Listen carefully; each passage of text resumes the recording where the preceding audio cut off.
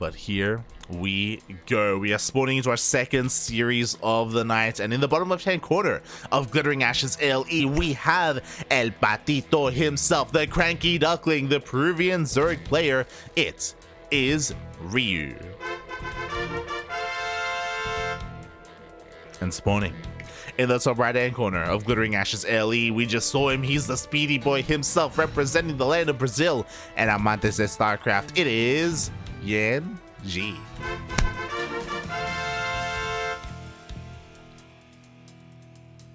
Oh boy, let's go. So daylight savings has already hit the land of Italy, the land of Europe. So because of that, it's almost 3 a.m. It's almost 3 a.m. for Ryu. That's the thing that's always rough about these Latin American weeklies. Ryu stays up so late playing them. It's 3 a.m. It's not the best time, but I'm sure he has some coffee. I'm sure he has some Red Bull. I'm sure he's willing to destroy his sleep schedule for this tournament. And he doesn't have to do it for too much longer, because daylight savings is going to hit Latin America, I think like in a week or something. And I think the times are going to get a little bit better, maybe. So hopefully it's not too bad. Fingers crossed for that one. Oh boy. But yeah, Ryu is staying up quite late. Dun, dun, dun. Meanwhile, I also wanted to remind everyone that the Nation Wars voting has ended. Nation Wars is done with their voting phase, and the players are being selected. And I'm very curious to see how things are going to work out. So for Peru, obviously Cats won. Cats, he's a great caster. He's a great personality. I love Cats. And he of course ended up winning the voting for Peru by a landslide. So unfortunately, Neo couldn't quite make the cut. And the way Nation Wars works is that the team captain chooses his partner. So Cats gets to choose who he's going to play with. And I was speaking to Cats the other day, and he did say that if he could, he would choose Ryu. But we don't know if he can, because Ryu never signed up for the voting period. So he may not be eligible to participate and represent Peru. So if Cats can, Cats will pick Ryu. If he cannot pick Ryu, his second pick will be Chaos Fate, which makes a lot of sense. Chaos Fate, he is the best Terran player in all of Peru. Just like how Ryu is the best Zerg and Zion's is the best Protoss. So if Cats had to go for any partner, it should be one of those three. So yeah. I mean, regardless, Cats with Ryu or Cats with Chaos Fate, it would be pretty cool. I'll definitely be cheering for them. And yeah. So because of that, the possibility of Ryu playing in Nation Wars is there.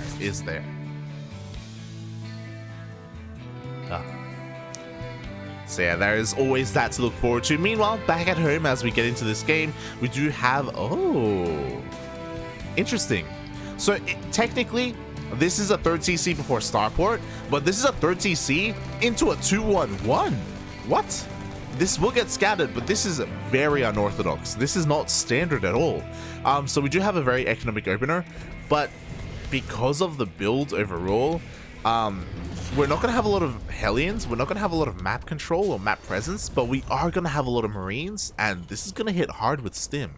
I imagine, the Starport, there we go. Starport shouldn't be too far away. As soon as the medevacs are done, YanXII, he can push out.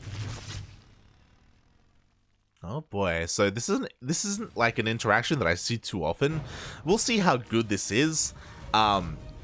Obviously, as opposed to a 1-1-1, like any kind of aggression is a little bit later because the Starport and the medevacs are delayed that much more. But YanXII will have a little bit more firepower instead. Yeah, I'm very curious. Meanwhile, Hellions, they do try to slip into that mineral line. Ryu, he is ready and waiting with those lings, with those queens. As he's just getting fully saturated. Lair is on the way, Bailey Nest is on the way. After scouting this, which he did with his Overlord, I do have to wonder. Shout out to Ryu, by the way, he did get pneumatized Carapace, Overlord speed. Of course he did. All good players do. Upon seeing this, usually you throw down double Evo chambers if you scout a very fast CC. I mean, it's why we see double E-bays there as well. But unfortunately, like, because of the racks, Ryu may not feel safe enough to throw down 2 Evo chambers, just because he may be feeling a little bit more pressured to produce an army. As the Lings are on the way, there we go. Finally, we do see our Evo chambers. They are a little bit late, I must say, but here they are. And you know, they are still on the way, so he'll be able to start 1-1. Gonna be a little bit behind his opponents, but not the biggest window. There will be a window though. And here we go. YanXII is moving out across the map with his double drop. Oh boy, almost 16 Marines there. Up, up, up, up. Oh god, no. The Hellions, they get caught out there. They tried to dip in, then they tried to dip out, but by then they were already surrounded. Nice cleanup by Ryu, and now he doesn't have to worry about multi-prong. Ideally, the Marines hit the 4th and the Hellions go into the natural or something along those lines. But yeah, he only has to focus on one thing, and that is this drop, which does get scouted. Oh, Marines still on forward, then looks like they're going to be able to force a cancel. Up, up, up. The target fire is pretty insane. The Marines, they don't just get the Ling Bane, they're also going to force a cancel. Oh my god. That was crazy. Unfortunately for Ryu, the creep just wasn't spread far enough. Like, he just didn't have the extra speed for his Banelings, and the drop keeps on going.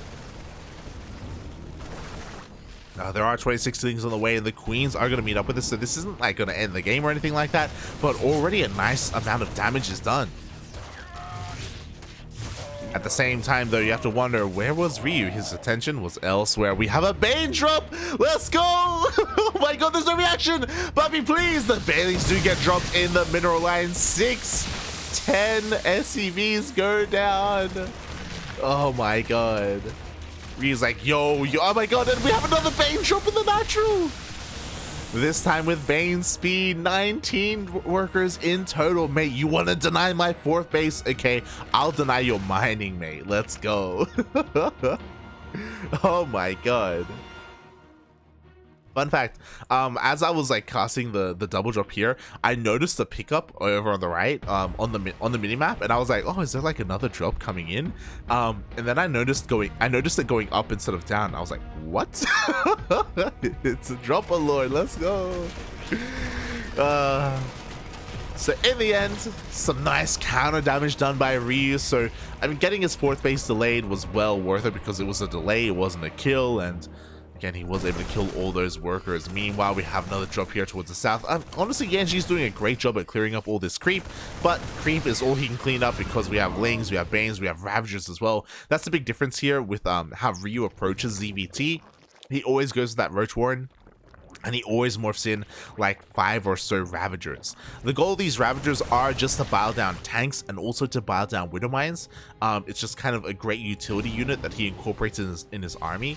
It isn't the most efficient, and it is kind of, you know, you do have to spend a relatively large amount of gas on the Roach Warren and the Ravagers themselves. It does dig into your supply, and it does kind of delay your hive tech.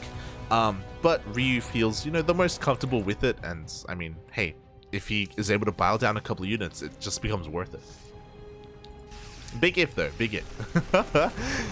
Especially because YanXII is not going for a tank drop, he's going for Widow Mines. Oh, we do see a bile, but one bile is not enough. At the same time, oh my god, we have another drop here across the map. At the same time, we have another double drop into the natural base. It looks like the infestation bit is going to be focused down. God, we have action on both sides. In the end, the infestation bit does get sniped, but the hive is already on the way, so the pit has already done its job. Ryu does keep his queens here in position in case the drop tries to sneak all the way back in. At the same time, the main army pushed. There's still plenty of Ling Bane, and all of those Widow Mines have been cleaned up. One left. Oh! Decent shot. But a decent shot is not enough. Ryu still cleans it all up. Double drop head towards that 4th base, but we have 2 spores. Oh, puppy, please. No, turn around. Don't go through the spores. No. Oh, 1 full medevac does get picked off. Ay. And Ryu has weathered the storm. In the end, he honestly didn't sustain too many losses. It was the Infestation Pit, that was the biggest thing, but it's already been remade. We have a Lurker Den on the way, so Ryu is going into Ling Bane Lurker. That is his go-to. We should be seeing some double Nidus play as well to get into the main base. We have Overlords already positioned everywhere across the map for those Niduses once they come out. Meanwhile, YanXII is still trying to make this Bio Widowmine army work, and honestly, it's pretty good. The problem is that, oh god, we see a massive Ling run by. Thankfully, there are reinforcements back at home. The rally is here. Widowmines are getting borrowed. Oh my god, the friendly fire though! Oh, not like this. 8 SCVs go down. Is there enough at home to defend? That's the real question. Do we have detection? We do have detection, but there are so many Widowmines. Oh my god, he just doesn't stop the drops. Ah.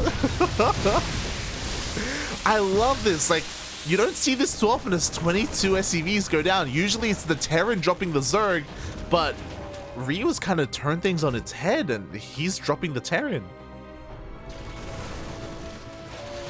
Ooh. It's a great way to just punish YanXII, because YanXII's pushes for the most part haven't been too awful, but like he's mainly been focused on them or focused on the run bias. He just can't really keep up with all these drops. Because let's be real, every single one of these, like these Overlord drops have not been denied. Like there haven't been any reactions to them at all. They just keep going up. And that's all just buying time for these Lurkers. Lurker Den is finally done. 4 Lurkers are being morphed in. Adaptive Talons is on the way as well. And pushing into Lurkers with Bio Mine, that's just never something you really want to see. Oh, as the splits, they were okay, but not ideal. And again, he can't push up this ramp. We have Lurkers.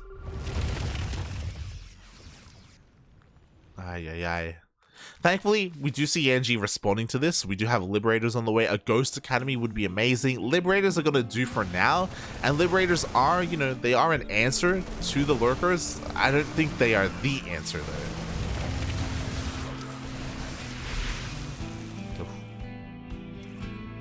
Meanwhile, Ryu's trying to keep up, but the Bio Army almost gets up the ramp.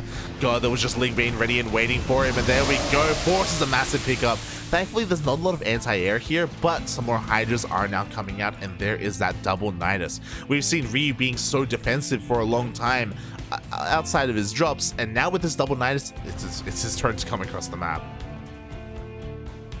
One Nidus here outside the bases. Meanwhile, another Nidus into the main. Oh, these Overlords have been paying so well for themselves.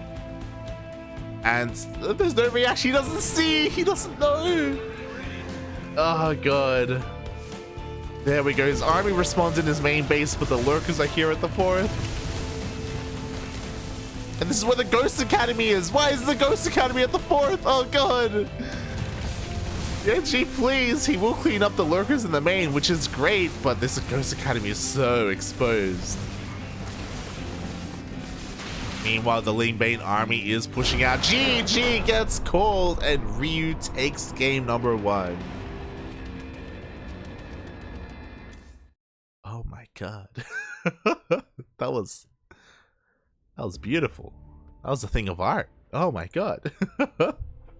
GG, well played. Ryu was all over the map. Obviously, as a Zerg player, he was very defensive with his main army for the first half of that game, for the first 3/4 of that game. But it's great to see him have a presence on the map with those Overlord drops. It's something that seeing that makes me want to do it. It's like, yo, that looks like fun. Not necessarily just relying on. He did go for 1 Ling run by. It didn't really do too much. Did kill 8 SCVs when it happens. But those Baneling drops going into eventually those Niduses once you have Overlords all over the place. That was beautifully done.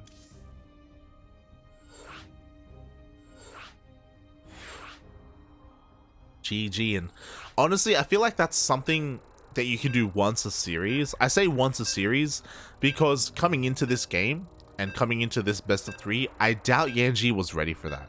I doubt he was assuming he was going to go into a TVZ and have to worry about drops, constant drops in his mineral lines. It's not a very common thing. It's not a very meta strategy. So because of that, now he should be on notice and he should be much better prepared for it. But here we go. We are spawning in Hardwire LE, game number 2 of this best of 3 series, and spawning in the bottom left hand corner we have our Peruvian Zerg player currently leading this series 1-0, just needs one more to move on in this bracket. Representing the CranKy Ducklings, it is Ryu.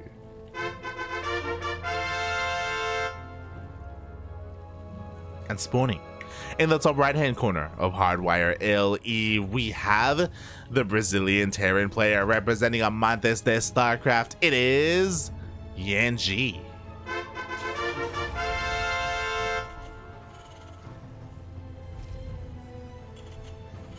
Oh. I see ARJ Skater in the chat. Let's go, Ryu. Let's go. No bias, mate. No bias. Lamasado. Oh god. But yeah, that was a wild game number 1. Again, I would be very surprised if Ryu can pull that off again in game number 2. I'm sure YanXII is gonna be hyper focused and maybe even very paranoid about his mineral lines. He's like, oh my god, like that was crazy. Like we're gonna see him throw down like 3 missile turrets outside his main base or outside his mineral lines just to deny all these drops. Invest into a Viking early on. Honestly, that wouldn't be too bad against Ryu. Just like when you go for a 1-1-1, just go for a fast Viking to clear out overlords. Like that's a big brain play. That kind of hard counters Ryu's style. Just because Ryu relies so much on overlords with their scouting, with their drops, with their vision. So we'll see how YanXII can adapt to what Ryu's style is. Like it's an interesting proposition that the Terran player is the one who has to kind of adapt to what the Zerg is doing instead of the other way around. Meanwhile, yo, massive shout out to Fernando in the chat. Hello, Fernando. Hello. Welcome. It's always great to see you here. Unfortunately, we had Paco Mike last week, but this week, Paco Mike, I don't think he's on the bracket. Just quickly having another glance at it. No, there is no Paco Mike. Oh no, he's here. How? There's something about Fernando. Fernando shows up and Paco Mike actually checks in. He isn't an original check-in, but he did replace another player. If you look at the bracket, as the Reaper is trying to get a little bit of damage done, so far some decent micro, but the Queens are collapsing opponents. Reaper is forced back. But if you look at the bracket, Mapper. Sorry, not Mapper. Hold on. What is he? Mako? Paco Mike replaced someone. And he is there poised to face the winner of Eggs and Chaos Fate. Oh my god. So Paco Mike is there and he will be participating. How far will he go? That's a good question because Chaos Fate and Eggs are both insane opponents. So we'll wish him the best of luck and maybe we'll be able to cast him later on. Maybe. Fingers crossed. As YanXII is going for the same opener. It's a 3rd CC before starport, but there is no starport. There's a 2nd rack. So again, this kind of does mean that there's going to be a bit of a later push, but a lot more Marines with it. Hopefully this time he doesn't get his Hellions surrounded.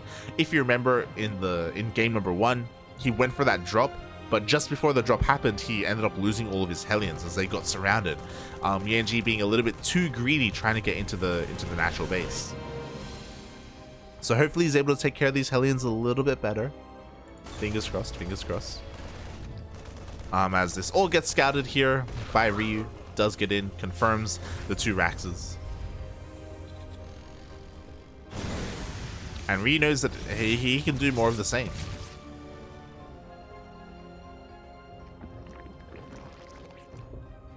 To be fair, Hardwire is a smaller map compared to Glittering Ashes, so Ryu has to be a little bit careful. Like, the bush can hit a little bit faster because of that, but only a little bit, not by the most part. So Ryu, he's getting his lair up and running. He has his safety baleen nest.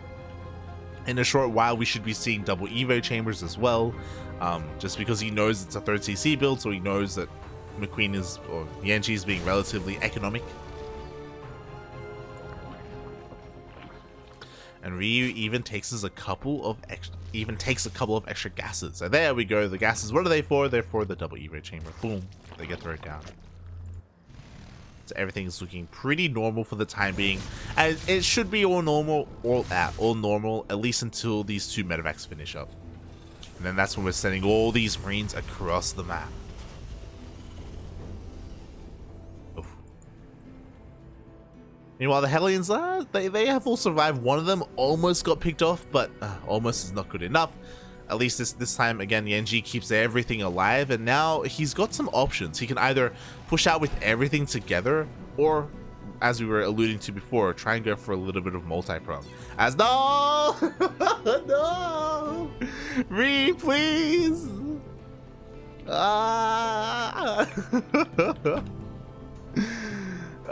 We may have to resume from replay. Feels bad, man. Feels bad. Oh, okay. Game paused. Okay. Ooh, are we good?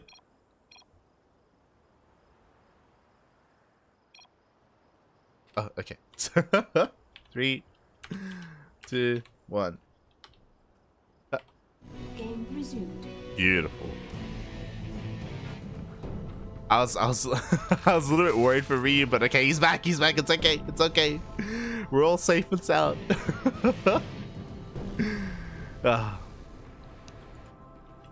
It's happened before where Ryu's internet goes down and he's just completely, the power goes out. It's crazy. But thankfully he is still with us. Here we go. The double drop is right outside the 4th base. Never mind, the 4th is taken over on the right hand side instead of the left. So this time, this 4th is not going to get cancelled. The Marines are just not in position. Boom, they sim on in. They're like, yo! Oh, there's no base. Okay, we'll clear up some creep instead. But the Ling Bane is ready and waiting. Ooh, this time Ryu actually going for a macro hatch instead. Oh my. Committing a lot more to said Ling Bane. As so far the drop hasn't really been able to do much. At the same time, oh no, never mind. I thought I saw some Hellions. The Hellions are at home instead, defending against any kind of run by. Ryu confirms that there is a 3rd base and it is well saturated. And so far, this drop hasn't done anywhere near as much damage as it did previously. Again, trying to dance between the bases, but oh my god, the Queens go for a bit of a surround as well, force the medevacs in a really awkward position. Is able to thread the needle and get out. But now Ryu, he's got his 4th up and running, he's got a macro hatch, 1-1 is about to finish up. But what's important is that he doesn't have any Dropper Lords set up yet. Again, I'd be surprised if he tried to do it 2 games in a row.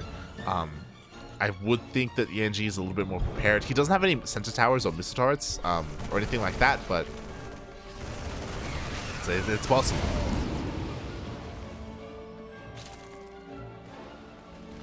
Oh, as these 2 drops are trying to distract Ryu, and honestly, they're doing a relatively good job at it. Meanwhile, here we go. YanXII is pushing in towards the 5th base. Not just the 5th, but, you know, if he does have a high ground vision, he can annoy the 4th as well. Oh my god, and that was a kill, not a cancel. Widowmine doesn't even get triggered, but no! Oh, Widowmine does get sniped. But that was a nice pickoff there by YanXII. He needed something, right? Other than clearing up all this creep and getting a kill at the 5th? Mate, that's more than something. That's pretty amazing. Decent target fire. One of the medevacs does go down. YanXII pivoting around, coming back towards the 4th, but this time Ryu is ready and waiting. He's got his Lings, he's got his Banes, he's got his Ravagers. And hopefully he's able to re-spread that creep. He lost a lot of it here, especially that creep protecting the 5th base.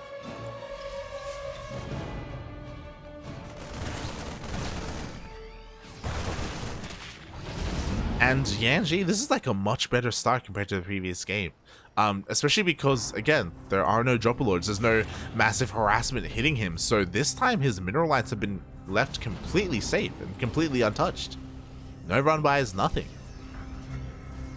So YanXII feeling a lot more comfortable this time. And now the pressure is on Ryu. Oh, I don't know how I feel about going into Liberators this early. Like, we already have an even greater amount of Ravagers this time, and interesting, because of the macro hatch, I thought we may see like a faster infestation pit, and we are. I thought it was going to be for ultras, but no, we see infestors on the way. Ooh. So we're going to see a couple of fungals. Meanwhile, we do see a bit of a Ling run by here at the 4th base. It's going to distract YanXII a little bit. Oh, he's going to be careful as 2 Widowmines get picked off. Not like this, not like this. Liberator actually goes to harass instead. Okay. I thought it was going to be with the main army, but never mind. Widowmine shots are going to go off. Oh, but nice splits there at the last moment. Ryu, he cleans up all the Widowmines. We do still have a couple of drops going off on the map, but the drops also get cleaned up as well. YanXII maybe throwing away a little bit too much supply. Is it the biggest deal though? Like a couple of Widowmines here and there, a couple of Marines here and there? I guess not. I just worry because Ultras are coming out, and we did see that the Ghost Academy was late in game number 1, and we also see that it's late here as well. Yan didn't see the infestation, but I'm pretty sure Yan saw one of the infestors. So getting into Ghost for EMPs, for snipes, like there's so much that they can do, and he just doesn't have them. I don't know if he can do much without them. I guess Widowmines are amazing, but oh god. Oh, we did have a decent, oh my god, actually a couple of decent shots, but there's still Bailings left over. Oh god, Ryu cleans it up. Liberator's doing what it can, but it also gets cleaned up, and now we have our Ultras. Ultras and Infestors. And we just have Marines. Like, like... YanXII doesn't even have Marauders. He's going pure Marine Widowmine. He did this in the last game as well. This is great against, like, Lingbane Muta, but, we haven't seen Lingbane or Muta. Like, even if it wasn't Ultras, if we had Lurkers coming out, like, I would still be worried for YanXII. Ay, ay, ay. Well, what YanXII's army lacks in a head-on engagement, he makes up for in mobility. So, I mean, he's trying to pull apart his opponent, does scan and confirms the Ultras. He knows now. He sees. Respond, papi. Some nice micro going on here. Oh, God. Fusion Core? That's not a Ghost Academy. Why do we have a Fusion Core? I guess Lib range? Question mark? He's not going to live to see PCs. That's not going to happen. Meanwhile, we do see a fungal on the army. Oh god, this is what I was worried about. So many infestors, so much fungal potential. 4 more Ultras on the way. It looks like it is going to be for Mass Liberator. We have all these starports in production, but it's too late for Libs, mate.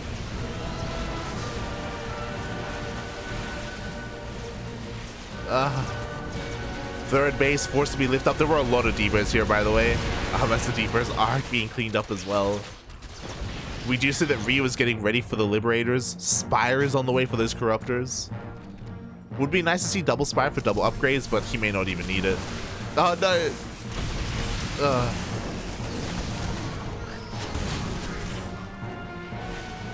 As the Widowmines are slowly being cleaned up. They're getting a couple of shots off here and there, and at least they're slowing down the push. Like 4 Liberators are being made at a time, and that will help. Not like this, though. Not like this, no. Spread out your Liberators. The Ultras are finding their way into the natural, and like he can't get close because there's so many Infestors. Like if he gets too close, his army's just gonna get bungled, and that's it. That's game. Ryu breaks into the natural base. 5 Liberators are on the way, and to be fair, YanXII just has to wait for them, but this is just too much damage. And Ryu can always remax. YanXII, he knows that he can't fight. He's thinking about maybe going for a counterattack.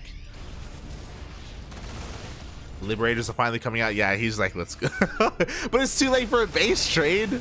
He's clearing up creep, question mark? Oh no, not like this. Yan. Puppy. As we essentially see a full surround. This very limited anti-air, so YanXII will be able to pick up and escape, but he's on 3 bases. Corruptors are on the way. Finally, Ryu can shoot up.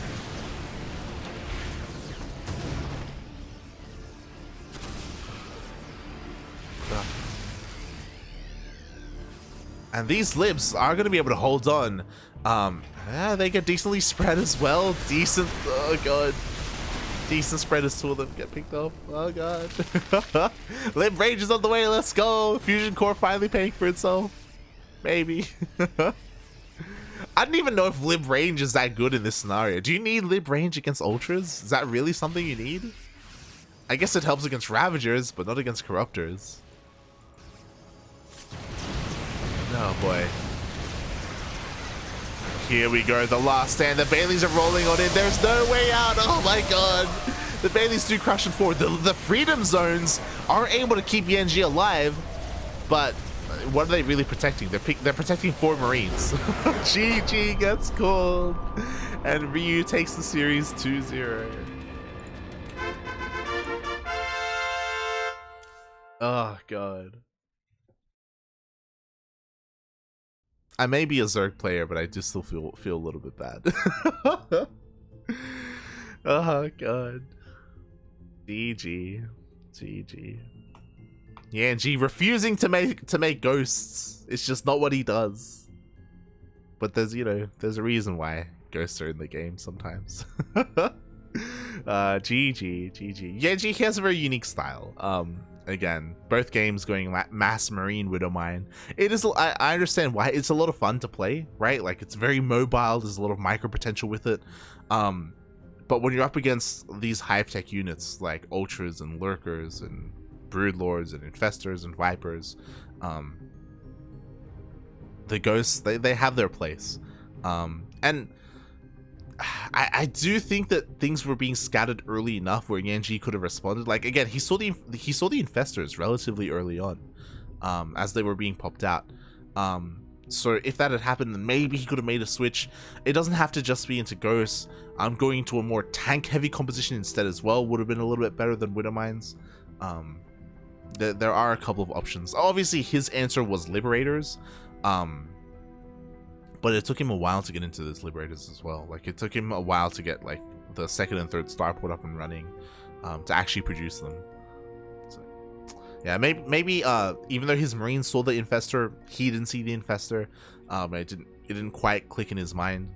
But yeah, GG. Well played to Ryu as he moves on in the brackets. Eliminates our Brazilian Terran and is waiting for the winner of YanXII and Kamikaze.